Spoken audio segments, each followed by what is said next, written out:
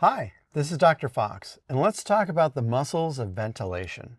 In this video, we'll discuss ventilation versus respiration, the movement of gases, and how volume influences pressure vis-a-vis Boyle's law. We'll also describe the diaphragm and its relationships to the thoracic and abdominal cavities, its shape, its innervation, and how it drives ventilation. Finally, we'll discuss the accessory muscles of ventilation and how they influence either forceful inhalation or exhalation. Ventilation is the process of moving air in and out of the lungs, and moving air specifically in and out of the alveoli. In order to have that exchange be meaningful, the exchange has to go down to the level of the alveoli so that gases can cross the respiratory membrane and oxygen and carbon dioxide can be exchanged with alveolar capillaries. Now, this process is going to be governed by Boyle's law. Boyle's law states that pressure is inversely proportional to volume, meaning the greater the volume, the lower the pressure. The lower the volume, the greater the pressure. It's important to note that gas, like liquid, is very lazy. It's always going to move to the lower pressure. The process of inhalation is bringing air into the lungs. So that means that we have to make the lungs and the spaces that contain them a lower pressure than the atmosphere surrounding us. The process of exhalation is moving air out of the lungs, which means that we have to make the lungs and the spaces that contain them a greater pressure than the surrounding atmosphere. So ventilation is the movement of gases along the tracheobronchial tree. Respiration is the exchange of gases, oxygen and carbon dioxide, across membrane. So we have internal respiration, where we have the movement of oxygen and carbon dioxide across the walls of alveoli and alveolar capillaries.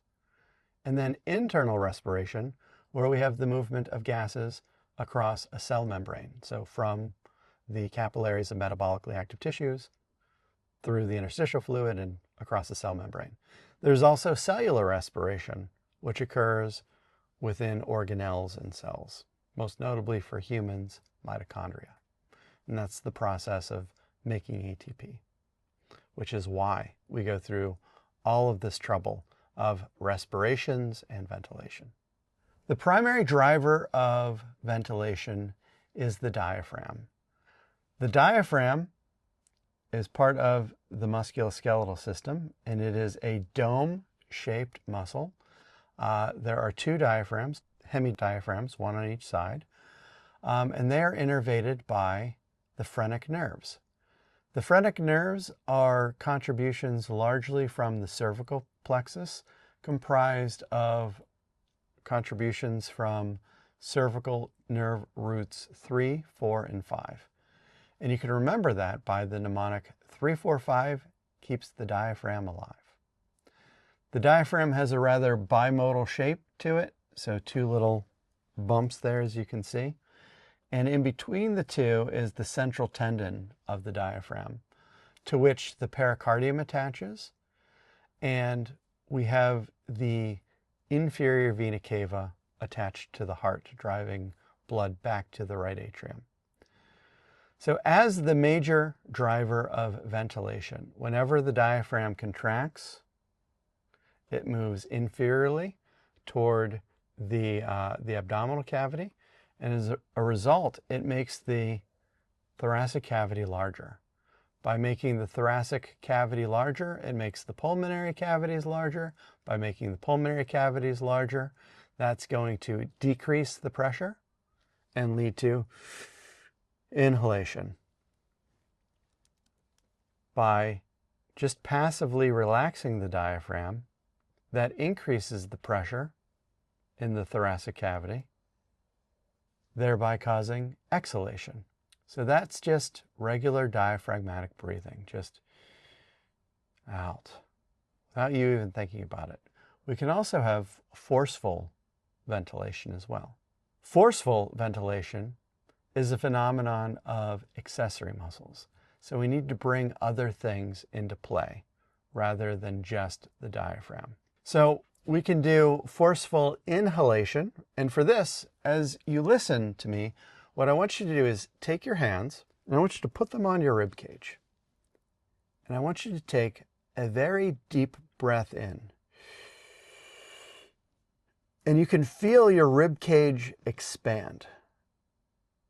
That's because you have your external intercostal muscles that pull your ribs upward and outward, thereby increasing the size of the thoracic cavity.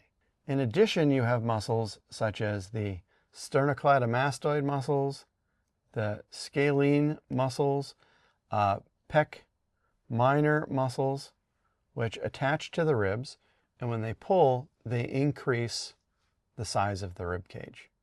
All of these are going to be part of forceful or deep inhalation. Now what you can do is take your hand, put it on one side of your rib. I want you to take a very deep breath, and then let's be polite. If there are other people in the room, I want you to put the crook of your elbow in front of your arm and then forcefully exhale. And you can feel your ribs pulling down. Now take your hand, place it on your solar plexus, on your abs, crook of your elbow, now cough. You can feel your abs activating when you cough. Well, let's talk about what's happening during forceful exhalation. Your internal intercostal muscles, which are deep to your external intercostal muscles, and then there are even innermost intercostal muscles, pull your ribs downward and inward for forceful exhalation.